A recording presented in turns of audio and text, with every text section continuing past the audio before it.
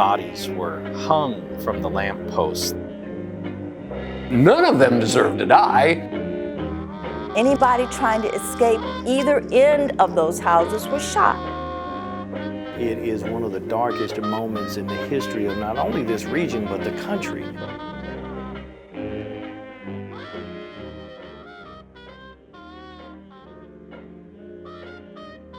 If we were to have been in East St. Louis at the turn of the last century, we would have seen a city of industry, a city that had smokestacks everywhere and it was crisscrossed by railroads. That source of immigration stopped because of the war. And yet these factories were in this heavy growth mode. They needed people. And at this exact same time, there were massive crop failures in the South. We had the infestation of the boll weevil. So in the 1910s, there were fewer and fewer European immigrants coming to the community and more African Americans migrating from the South. So there was a big strike at one of the plants here. And the African American workers that were coming to the North, they were being hired as strike breakers. They had no idea what they were walking into. Our family came up here around 1890 or so into East St. Louis. What they found over time was a very hostile environment that grew. Not in the black community as such, but in the community around them that became suspicious of the numbers of African Americans that were moving into East St. Louis, and then concerned that these African Americans would end up taking their jobs. So though there was hope of a new life, it didn't actually pan out quite that way. There was a labor dispute at the national stockyards, particularly at the Armour meatpacking plant. And so there was a very small fight that took place between the striking workers and the African American laborers as they were leaving work. So this happened right outside the stockyards. It happened on St. Clair Avenue. Thankfully, there was a strong security presence at the stockyards. They were able to keep the violence down. As it got closer into the summer, things began to intensify. Attacks became more frequent, and the environment became a lot more both hot and hostile towards them and others who were living in the community. All of this ultimately, as you know, sparked off into 3 days of racial attacks upon the African American community.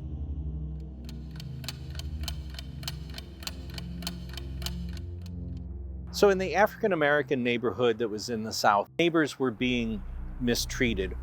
Young white men would drive through the African American neighborhoods and they would just fire shots indiscriminately into the home. A man who lived there, Leroy Bundy, he was a dentist, and he was one of the people that had enough. And so he organized this neighborhood watch. And they had a signal that they worked out that if there was trouble, if the neighborhood watch needed to activate, the church bell at True Light Church would be rung. There was a carload of drunk white teenagers going through Bond Avenue, and they started firing shots. Then the church bell started ringing. Well, it wasn't just the neighbors that heard the bell ringing. The police department heard the bell ringing too. And so a police car, unmarked, shows up. So they returned fire on the car, and the 2 police officers in the car were killed.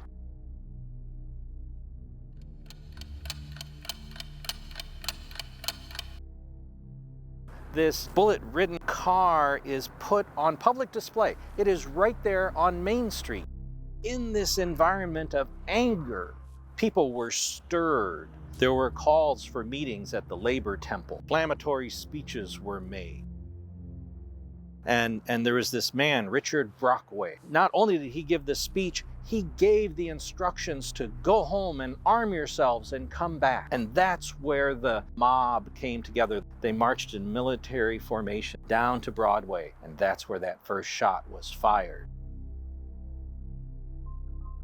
My great-grandfather was William Kaiser. He came from Russia. Exactly when he came over, we don't know. And why he decided to move to East St. Louis to open up a hardware store, we don't know that either. The only way I even know about this is there was this photo, this picture of this who turned out to be William Kaiser. I would see it, and then eventually I just asked, who is that? The stories vary in terms of how, what actually causes death. There was a black family who was actually from St. Louis. They had come over to East St. Louis to go fishing, and they were done fishing, and then they were taking what in essence was a trolley car back to go home to St. Louis. 3 individuals got onto this trolley car as it was going through East St. Louis, pulled it off the tracks, told the whites who were on the trolley car to get off because they were going to wreak havoc. They pulled the husband off and just shot him, 1 shot.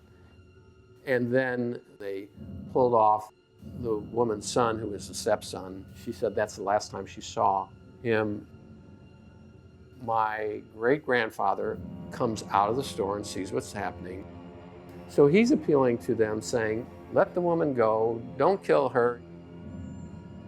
He was killed during this situation. My family actually started migrating to St. Louis area in 1910 because the boys were in trouble and were in jeopardy of being lynched in Mississippi. And so the men came first, and the women and the children rode into East St. Louis in the middle of the race war. He was 7 years old in 1993, and he gave me a firsthand recall of what he saw. Even as he was on the train looking out the window, he could see billows of smoke. The family that you visited during that period of time, was that the Dill family? Right, the Dill family in St. Louis, Missouri. Now, do you recall hearing any gunshots or any of the clamor? Yes. Saw some of the fires. And left a lasting impression. Yes, couldn't forget. He's like, what's going on here? This is where we're going. This place is on fire. And they were met getting off the train, and they escaped to what is now the Sauget area where Monsanto is, and slept in the fields there until the next day. Bodies were hung from the lampposts. Entire families were attacked. Anything with black skin, regardless of age, babies were killed. Women were stabbed with hairpins, stomped. There were no exceptions about who was going to be victimized. The only thing they were looking for was black skin. The soldiers don't even start showing up in any number till 6 or 7 or 8 o'clock. Oh my goodness, the violence is just spreading and spreading and spreading. It almost was renewed. There are 3 places that come to my mind where the bloodiest action took place. The first is right here. This was an established African-American neighborhood, and it was destroyed. The second is down at 10th and Piggott. This was the entrance to the municipal bridge, and that was one of the ways out of East St. Louis. My grandmother and grandfather moved up into East St. Louis, late 1800s. There they found each other. They in turn had several children. One of those children was my father, Samuel M. Kennedy. The house that our family lived in, the story is, an angry white mob, they were shooting in the front of the house and throwing torches into the back of the house. By that time, our grandfather, early on in the attacks, disappeared. They figured he had been killed. Our grandmother took her children and they jumped out a side window. They made their way into a tall patch of grass that was slightly away from the house, maybe about 20 feet away from the house, and there they stayed overnight in that grass as the house was burned to the ground. When they felt things were safe enough, they got up and tried to make their way over to St. Louis. At that time, the police department in St. Louis was not clear what was happening and was not letting African Americans into the city. So our grandmother built a raft and floated across the river to St. Louis. If she had not done that, and our family wouldn't be sitting here with you today to be able to say anything, because they probably would not have survived. Otto Nelson was one of the few African Americans who was on the police force. His house was burned and he fled and he hid in the weeds until it was safe for him to come out. None of the police officers were there to give him aid, even though he was their brother in uniform. And so Mr. Nelson was rescued by some National Guard soldiers. He was walked over to the Eads Bridge so that he could cross over into St. Louis. Close to his house was the Broadway Opera House. The Broadway Opera House was actually vacant. People fled and they were hiding in there. Someone pointed that fact out to the rioters. So instead of going into the opera house, the rioters burned it, destroyed the building, completely burned to the ground to where there were just a couple brick walls left. The fire was so intense, it's estimated that a double-digit number of people probably perished in that fire. The Clark family lived on 4th. They were sheltering in their home. The rioters burned the home and they ran into the house next door. And then that house was burned. They escaped out the back and they found a soldier, and the soldier agreed to escort them to the safe zone at City Hall through an alley. And it was in that alley that the white rioters found them. And the guard did not protect them. They grabbed Mr. Clark. They put a rope around his neck and they were going to hang him from a street pole. But the rope was either broke or it was not long enough. So because they could not hang him, they dragged him by the neck. He survived the immediate attack, but died from his wounds.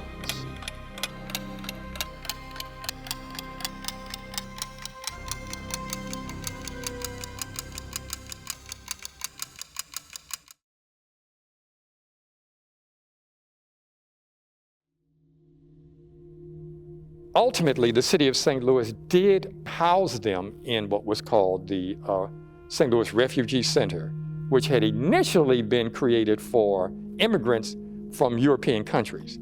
And there were about 2,000 people who ran across that bridge, the Eads Bridge. There were actually newspaper ads that were saying, hey, come back to East St. Louis, it's better now. The businesses needed the labor. And so many laborers left East St. Louis. East St. Louis has never fully recovered since that time. The reason the three men came to trial was because a white man was killed, not because of all the black people that had been killed. There was a trial. There was a congressional hearing that was held in East St. Louis. And in the final analysis, something like 30-something people were found guilty, but very few people served any real time that would set the precedence for not having something like that happened again. There were a dozen African Americans who were put on trial, and they were tried specifically for the killing of the police officers. They were sent to prison for murder. The white rioters were also put on trial, not for murder, but for lesser crimes like inciting a riot.